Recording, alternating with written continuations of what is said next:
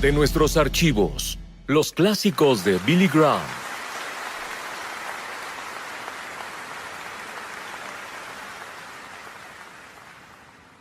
Una de las cadenas de televisión tiene una serie de 5 programas sobre los inicios del cristianismo e incluyen la crucifixión de Jesucristo, una de las imágenes más gráficas que haya visto.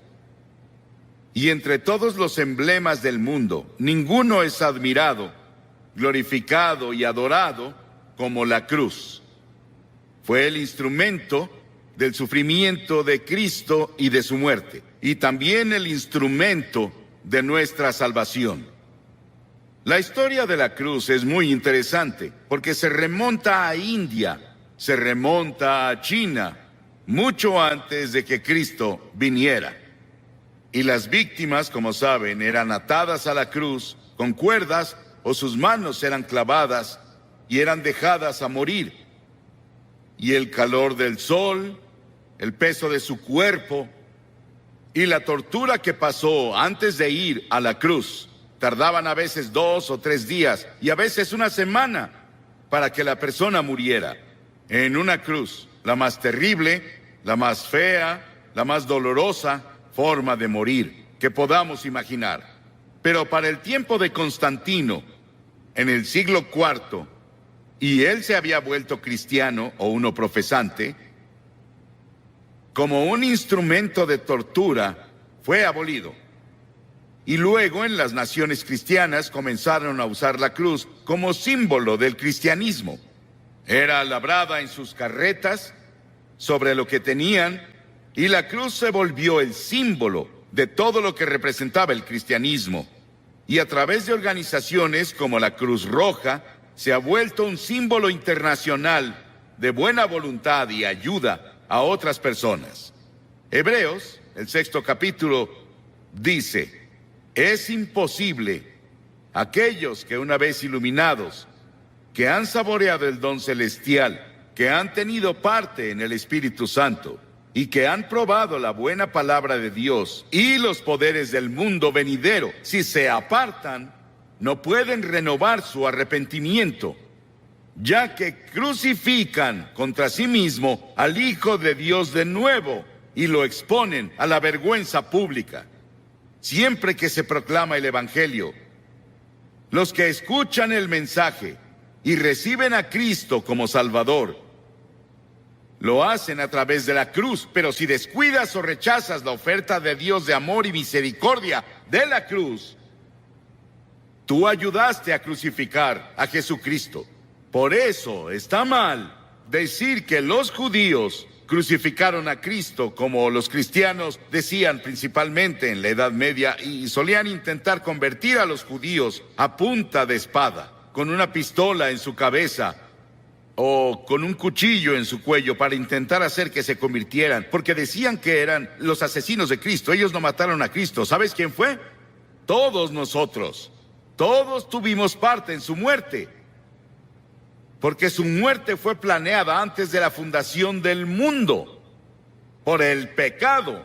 Y la Biblia dice que todos pecamos y no alcanzamos la gloria de Dios. Hay 4 dimensiones de la cruz en las que pienso cuando hablo de ella. Pienso en la amplitud de la cruz. El amor de Cristo se manifiesta en la cruz de Cristo, que incluye a todo el mundo. El amor de Dios se extiende a África, a Asia, a Latinoamérica, a Rusia, a China, a Estados Unidos, a Canadá, a todo el mundo. Te incluye a ti, quien quiera que seas, de cualquier religión, o si no tienes religión. Dios te ama y dice desde la cruz: te amo. Y hay una longitud de la cruz. No tiene medida. Se extiende de la eternidad a la eternidad, de lo eterno a lo eterno. Cuando Noé construyó el arca, ¿saben cuánto medía? 137 metros de largo. Cuando Salomón construyó el templo, ¿saben cuánto medía? 27 metros. Si construyes una caja para herramientas, puedes medir la madera con una regla. Pero ¿cómo mides de lado a lado el amor de Dios? En la cruz. La Biblia dice, Pablo dice, que el amor de Dios sobrepasa todo conocimiento. No hay forma de que una mente finita comience a entender el amor de Dios que dio a su Hijo en la cruz para morir por ti. Porque tú y yo merecíamos morir. Merecíamos el infierno y el juicio. Y luego pienso en la altura de la cruz. Se extiende al trono de Dios. No importa qué tan alto sea el cielo. A través de la cruz Dios atrae a todos los hombres a Él. Y tú debes tomar una decisión sobre Jesucristo. Los científicos buscan en el espacio más y más y más lejos y no pueden huir de Dios. El tema de la astronomía y el tema de la frontera espacial me emociona. Hay científicos aquí esta noche, saben mucho más sobre la altura del universo de lo que yo puedo explicar. Pero el cielo está por ahí. No sabemos exactamente dónde. Dices, ¿crees que el cielo es un lugar? Sí, creo que es un lugar. Creo que voy a ver las calles doradas y caminaré por ellas. Y creo que voy a vivir creo que en una choza. Algunos de ustedes vivirán en mansiones. Sí, el cielo va a ser un lugar glorioso. Y no puedes ir más allá del amor de Dios, incluso en el cielo. Y en lo profundo del amor de Dios, en la cruz, puedes caer en el pozo sin fondo del pecado y la degradación. Y puedes vivir como un animal. Puedes ser un asesino. Puedes ser un violador. Puedes ser lo que sea.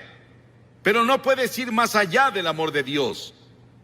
La cruz cubre hasta las mismas puertas del infierno.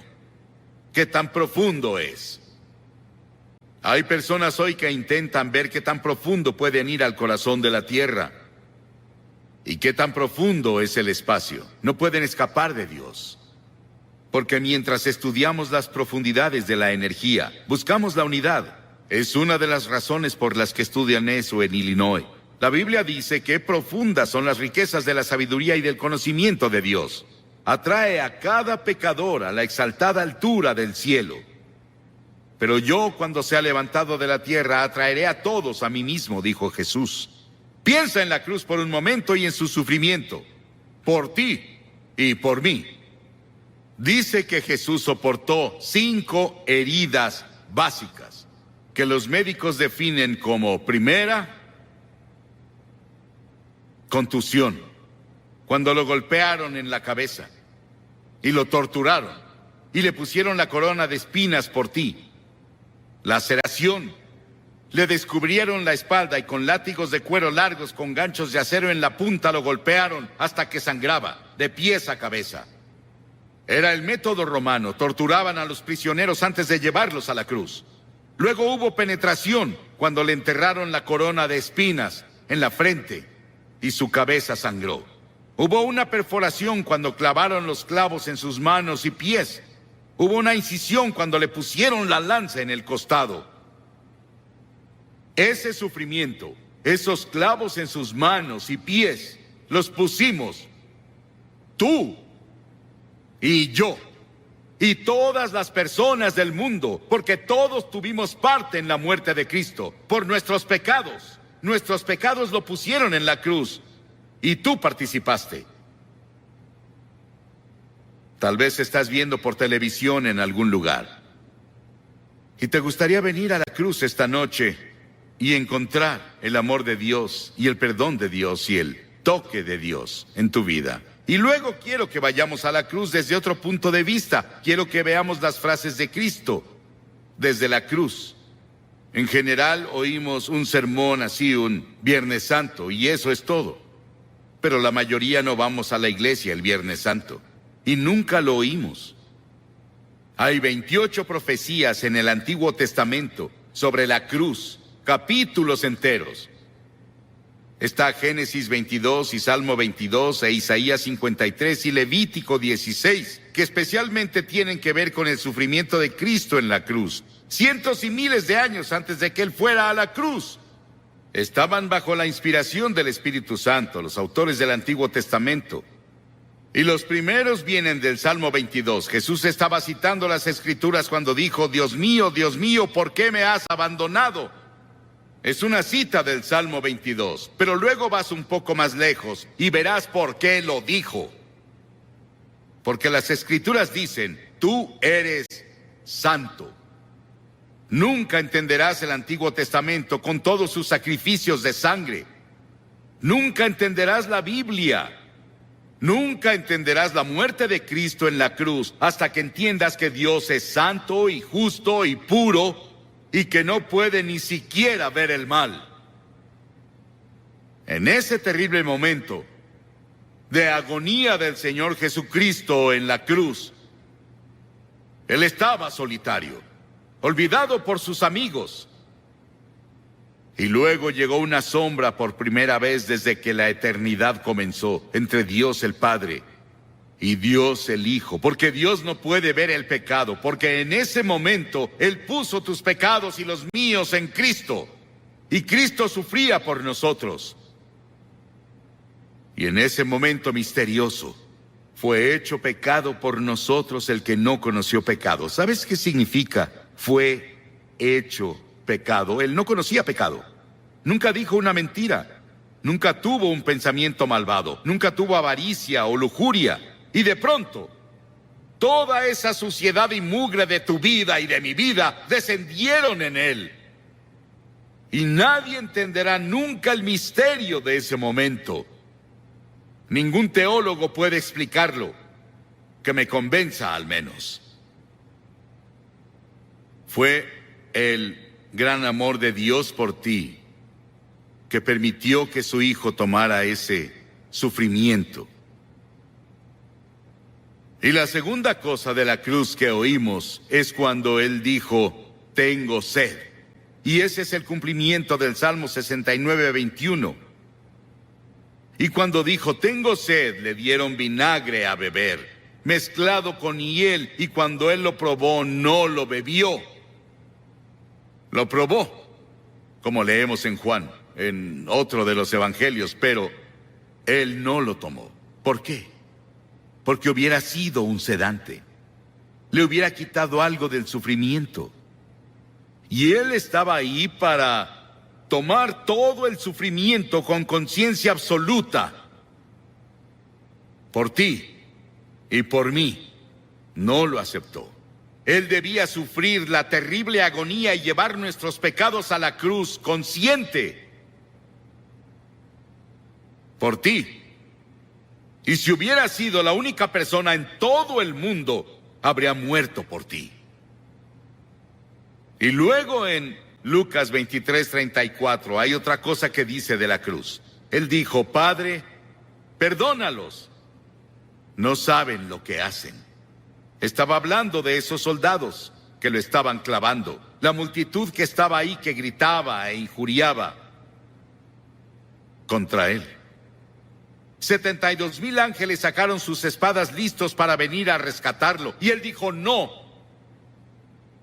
Lo hago porque los amo.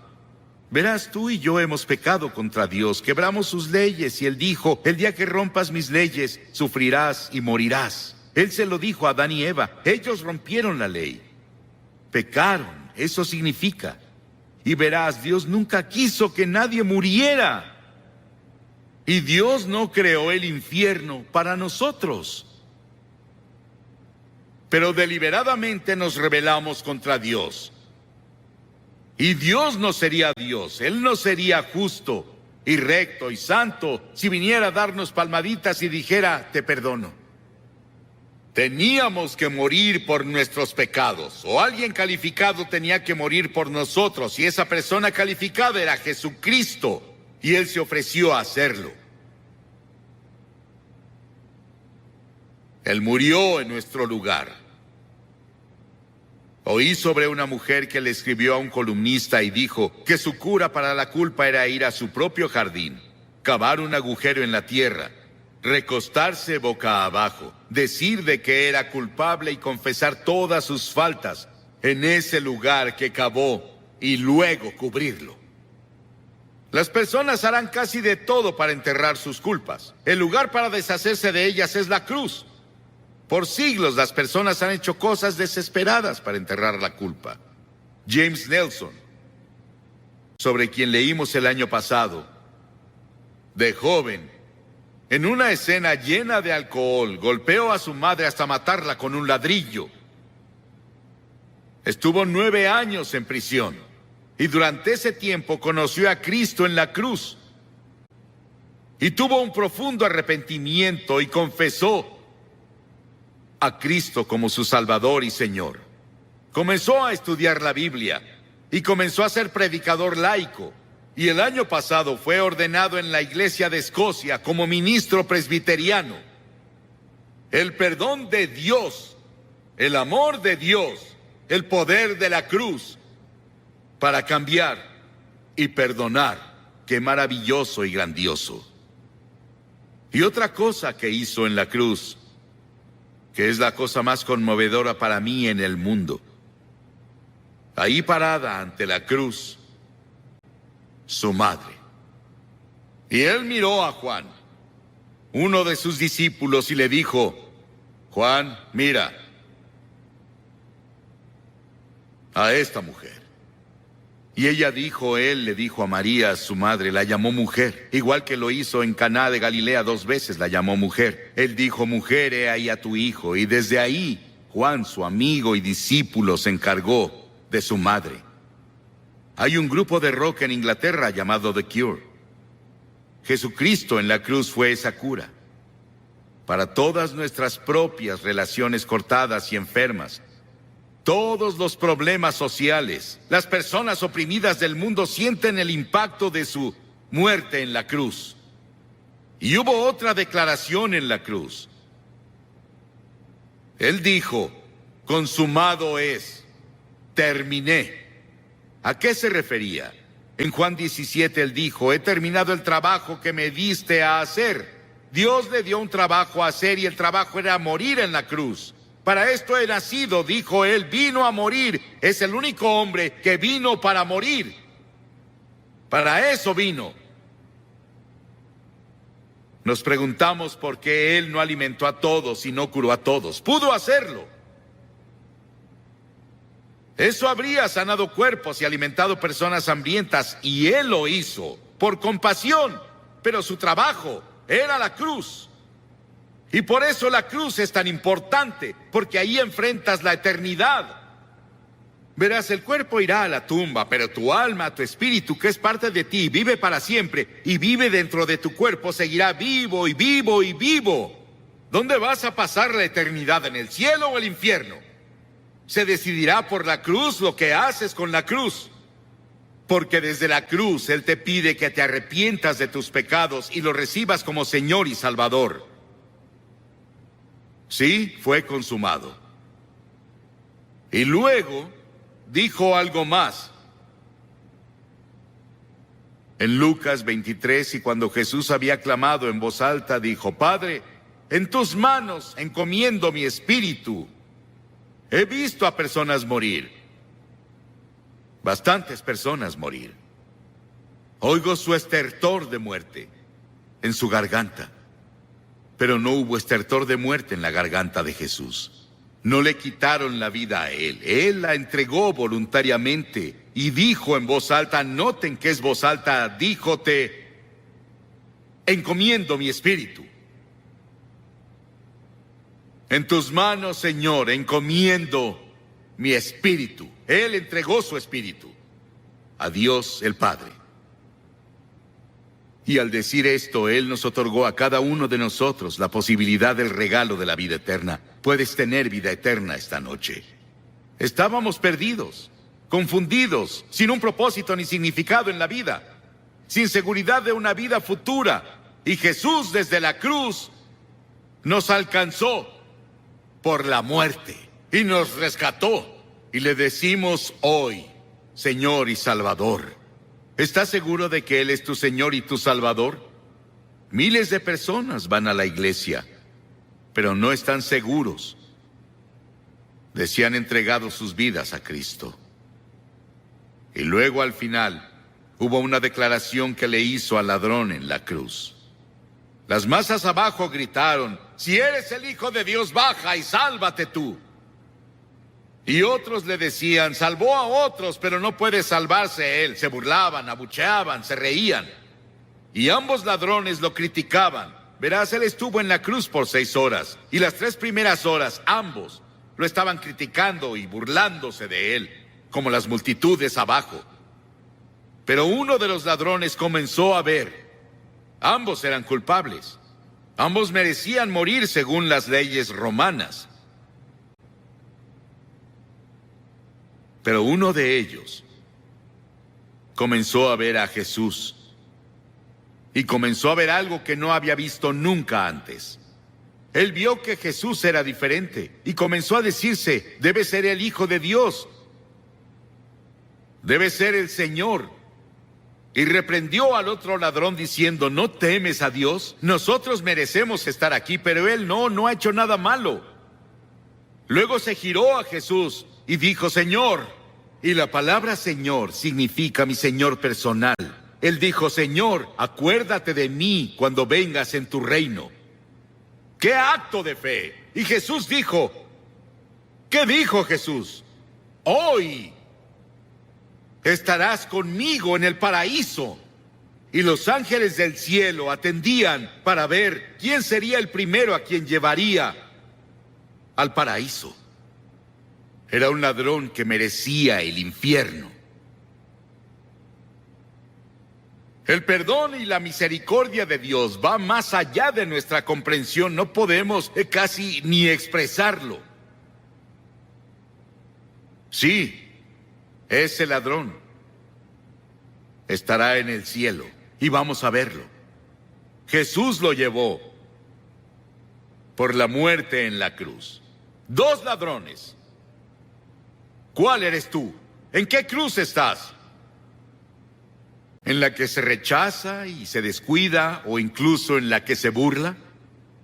¿O en la que recibe y acepta? Te pido que hagas un compromiso con Cristo esta noche, así de simple. ¿Qué tienes que hacer? 3 cosas. Primero, debes arrepentirte de tu pecado. La palabra arrepentirse es cambiar. Cambiar tu forma de vida. Cambia tu actitud. Y no puedes hacerlo solo, pero Dios te ayudará si estás dispuesto. La segunda cosa es por fe recibir a Cristo en tu corazón. Por fe. No solo venir intelectualmente. El hombre no puede ir a Dios solo con su mente. Debe ir por fe, como un niño que confía en su padre o madre.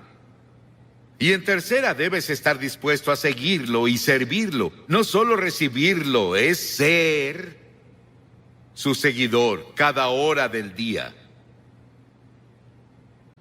No te volverás perfecto, pero cambiarás de dirección en tu vida. Vas para acá y te giras por el Espíritu de Dios a una dirección diferente. Voy a pedirte que hagas algo que has visto que cientos de personas hacen aquí cada noche. Te pediré que te levantes de tu asiento y vengas a pararte enfrente de esta plataforma y digas al venir: quiero saber cuando me vaya de aquí hoy. La Biblia dice: el que endurece su corazón a la reprensión será destruido de repente y sin remedio. Tal vez nunca tengas un momento así cuando estés tan cerca del reino de Dios de nuevo. Ven esta noche. Tal vez eres miembro de la mejor iglesia, o eres consejero, o eres miembro del coro, tal vez eres clérigo, pero no estás seguro de cómo estás ante Dios y quieres venir a la cruz y encontrar perdón por todos tus pecados. Y una seguridad de que si murieras hoy irías al cielo. Levántate y ven ahora. Cientos de ustedes vengan. Párense aquí para hacer ese compromiso.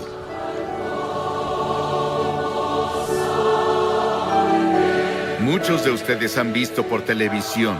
Estamos aquí en el sur de Nueva Inglaterra. La cruzada se realizó en Hartford, en Connecticut. Y cada noche hemos visto a cientos de personas venir y hacer un compromiso con Cristo, y hoy cientos más vienen. Puedes hacer ese compromiso donde estás, en tu casa. Tal vez estás en un hotel, tal vez en un bar. Donde sea que estés.